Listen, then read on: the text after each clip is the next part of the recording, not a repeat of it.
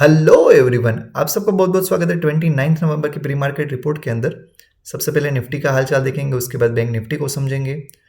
कुछ important news थी जिसकी वजह से आज मार्केट में मूवमेंट आ रहे थे, उसको देखना होगा। मेरी पोजीशन का आउटकम देखेंगे, एफआईडीआई ने क्या बाई सेल किया हुआ है, उनके इंडेक्स में पोजीशंस क्या है, सेक्टरल आउटकम समझेंगे। पूरे वर्ल्ड मार्केट में अभी क्या चल रहा है उसको डिस्कस करना होगा। इंडियन एडीआर्स क्या शो कर रहे हैं, डाउ फ्यूचर और गिफ्ट निफ्टी की डिस्कशन करेंगे। और फाइनली अपकमिंग इवेंट और टेक्निकल एनालिसिस के साथ पूरे वीडियो को ख़त्म करेंगे। चलो ज़्यादा बातें ना करते हुए स्टार्ट करते हैं।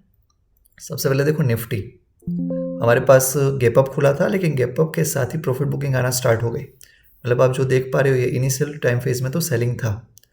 10 बजे 10:30 बजे के बाद हल्का फुल्का बाइंग हुआ, पूरा साइडवाइज गया। जो लोग भी हमारे पास सेल करने का सोच रहे थे उन सबको निकाल दिया और फिर दे धनाधन बाय कर दिया। ये पीछे वाला बाइंग है वो हमारे पास दिख रहा है कि एफआईआई ने बाई किया होगा। अगर आप केस मार्केट का डेटा देखोगे तो यहाँ पे एफआईआई की बाइंग आपको देखने को मिल रही है, लेकिन इसमें थोड़ा सा जोल है। क्या जोल है वो हम डिस्कस करेंगे। बैंक निफ्टी देखो थोड़ा सा ट्रिकी था, खुलते ही शार्प सेल ऑफ, फिर जैसे तैसे करके थोड़ा संभाला, एक बार ब्रेकआउट दिया, ब्रेकआउट फेल हो गया, फिर जाते जाते थोड़ा सा पॉजिटिव में क्लोज दिया हुआ है। अब देखो, एक नेगेटिव न्यूज़ चल रही थी कि हमारे पास चाइना का जो इन्फ्लुएंजा आउटब्रेक है उसके चलते इंडिया ने सेंटर और यूटी के अंदर बता दिया हुआ है कि थोड़े से प्रिकॉशंस रखिए। लेकिन उससे अच्छी न्यूज़ जो देखी जाए तो वो अदानी हिंड्सबर्ग वाली थी, जो मैंने आपको प्रीवियस वीडियो में भी बताया था। आज मॉर्निंग में भी मैं ऐड करने वाला था, लेकिन मेरा वॉइस ही नहीं आया, तो फिर मॉर्निंग वाला पूरा वीडियो है बेकार चला गया। एनीवे, ये पता ही था कि सेबी को ही मानेंगे। ये सुप्रीम कोर्ट वगैरह में तो आपको सबको पता है कि जो होना था वो तो कब का हो चुका। शॉर्ट सेलर थे वो कब से के चले गए। ये न्यूज़ के बेसिस पे अदानी ने खुद आकर के बाई किया होगा या फिर दूसरे से करवाया होगा। एनीवे, मेरी पोजीशंस ठीक ठाक प्रॉफिट में चल रही है। आज मैंने इस इनिशियल टाइम फ्रेम में फिन निफ्टी को शॉर्ट किया था। फिन निफ्टी को शॉर्ट करने के बाद फाइनली मैंने कॉल और पुट दोनों सेल करके रख दिया, तो अच्छा खासा प्रॉफिट हो गया था। हाँ, अगर मैं कंटिन्यू रखता फिन निफ्टी को ही पकड़ करके 2:30 बजे के आसपास, तो मेरी पूरी पोजीशन यहाँ पे आपको लॉस में दिखा दी। अच्छी बात ये हुई कि मैंने बैंक निफ्टी में पोजीशन शिफ्ट कर ली थी। यही आपको करना चाहिए, क्योंकि ये जो बाद में मूव आते हैं वो बहुत ही ब्रूटल होते हैं। यहाँ पे आपको दिख रहा है कि एफ आई डी दोनों है वो बाई करके गए हुए हैं। ध्यान से देखोगे तो डी का 1300 करोड़ का बाइंग है, जबकि एफ का 700-750 करोड़ का बाइंग है। लेकिन ये नंबर भी फिलहाल नेगेटिव में ही है। यहाँ पे एफ ने अदानी के अंदर बहुत बड़ा बाई किया होगा ऐसा दिख रहा है, और वो एफ कौन से होते हैं आप सबको पता है। तो फिलहाल भी एफ की पोजीशन कैश मार्केट में नेगेटिव ही है। यस, यहाँ पे डेटा देखो, और आई थिंक ये पुराना डेटा है, आज मॉर्निंग वाला डेटा है। ये अगर पोजीशंस नहीं होती ना तो आज बहुत ऊपर जाने के चांस हो सकते थे। ये प्रो ने भी अपनी पोजीशन कवर कर लिए। आप लेटेस्ट डेटा देखना, ये दोनों ही अभी थोड़ा सा पॉजिटिव साइड में आ चुके हैं, जबकि रिटेलर से वो टोटली नेगेटिव चला गया है। मुझे अपडेट करना रह गया, रियली सॉरी, ये डेटा पुराना है, इसको मत देखना। यस, इंडेक्स में पोजीशंस देखो। इंडेक्स फ्यूचर में 30 करोड़ जितना बाई किया हुआ है, उसमें भी निफ्टी 50 में बाइंग अच्छी खासी है, जबकि बैंक निफ्टी और फाइनेंस के अंदर सेल ऑफ था। ज़बरदस्त मज़ा आएगा यहाँ पे। फाइनेंशियल सर्विस में 41,000 करोड़ का सेल है। मैं आपको बताऊँ ये सेल कहाँ पे होगा। बजाज फाइनेंस के अंदर उन्होंने बहुत दूर की कॉल सेल की होगी, उसकी वजह से आपको इतना बड़ा नंबर सेल में देखने को मिल रहा है। क्योंकि मंथली एक्सपायरी भी उसका था, तो मंथली एक्सपायरी के चलते ये नंबर आपको बहुत बड़ा देखने को मिलेगा। जबकि ये दोनों इंडेक्स के अंदर यहाँ पे बाइंग ही बाइंग है। आप फाइनेंस वाले नंबर को अगर हटा दो तो 1,000 करोड़ जितना आपको यहाँ पे अल्टीमेटली बाइंग ही देखने को मिलेगा। तो अभी जैसे जैसे ये लास्ट वीक है ना, इस लास्ट वीक में होगा क्या, बहुत बड़ी बड़ी पोजीशन से वो चेंज होगी। डी करके बाई करेंगे। लास्ट वीक के अंदर डी का बाइंग का सिनेरियो रहता है। एनीवे, सेक्टर वाइज देखो, हमारे पास 40 स्टॉक थे वो अप थे, जबकि 11 है वो डाउन थे। हेल्थ केयर और एफएमसीजी दोनों ही प्रॉफिट बुकिंग पे चल रहे थे, जबकि मेटल में ज़बरदस्त बुलिशनेस था। ऑटो, ऑयल, ये सब भागे हुए थे। ऑब्वियसली अदानी के न्यूज़ के चलते अदानी के दोनों स्टॉक पंप हो गए थे, लेकिन इसको अभी टच नहीं करना चाहिए।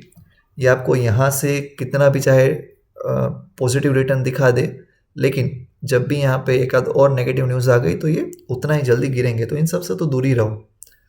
फार्मा के अंदर प्रॉफिट बुकिंग थी इतने दिनों से जिसने संभाला था। तो अभी ओवरऑल देखो उतना अच्छा मार्केट नहीं हो चुका है जितना हमको इंडेक्स में देखने को मिल रहा है। टोटल हमारे पास 1300 है वो एडवांस है, जबकि 1200 डिक्लाइन है। तो ओवरऑल मार्केट का स्ट्रक्चर अभी भी न्यूट्रल है, बहुत ज़्यादा बुलिश नहीं हो चुका है जैसा आपको डेटा में देखने को मिल रहा है। नेक्स्ट देखते हैं हमारे पास एशिया का मार्केट मिक्स था।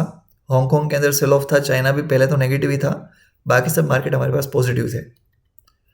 यूरोप का मार्केट हमारे पास पूरा नेगेटिव था। अच्छा है कि यूरोप नेगेटिव होने के बाद भी हमारे मार्केट के अंदर बाइंग आई।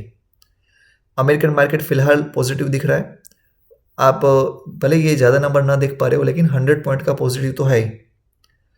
सेम वे में यहाँ पे 10 ईयर बॉन्ड यील्ड है वो कम होती जा रही है, रुकने का नाम नहीं ले रही है। इन सब वजह के चलते मार्केट ऊपर भाग रहे हैं।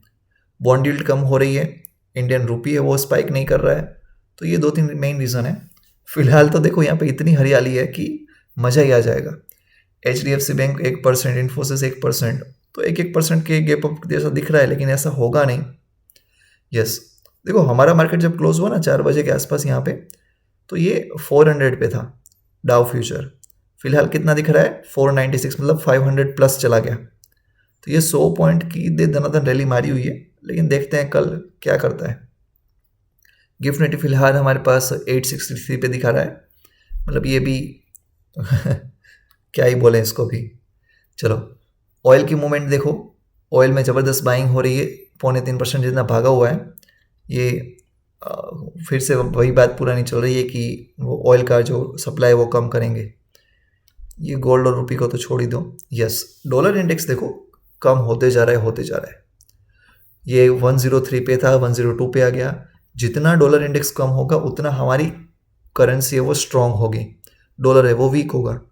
तो जाहिर सी बात है कि हमारे मार्केट में बाहर के फंड और ज़्यादा इन्वेस्ट करेंगे।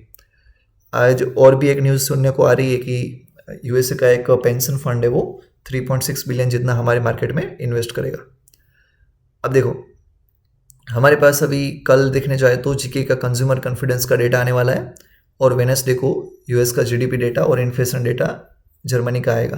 तो ये बहुत ही इंपॉर्टेंट न्यूज़ रहेगी।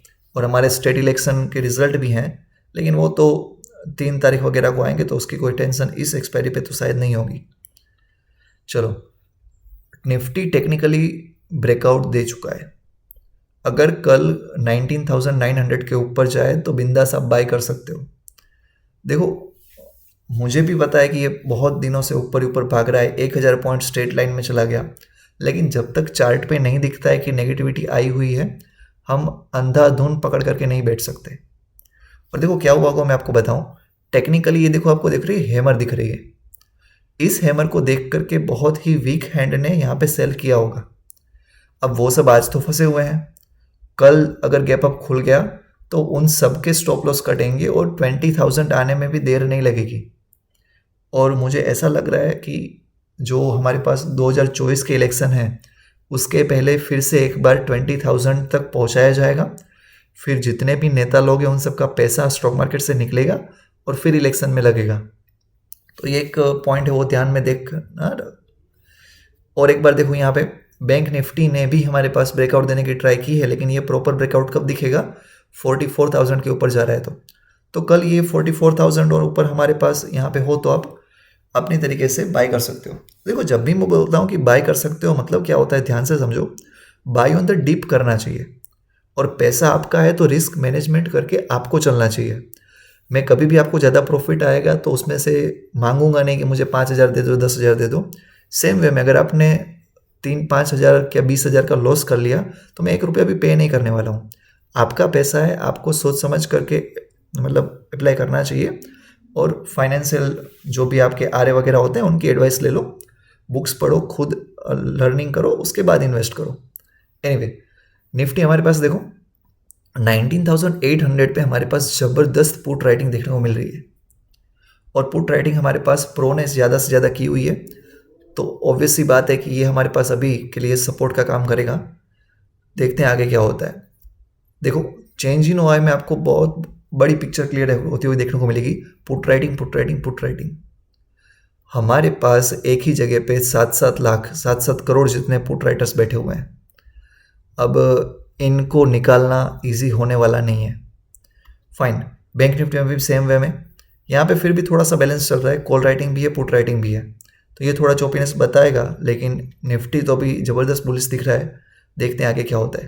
लेकिन फिर भी कल आपको देखना होगा कि एशियन मार्केट क्या कर रहे हैं, वर्ल्ड मार्केट का ट्रेंड क्या है, उसके साथ डिसाइड करना जिस साइड भी मार्केट जा रहा है उसी साइड बैठने की ट्राई करना, अपोजिट खेलने की ज़्यादा मत सोचना।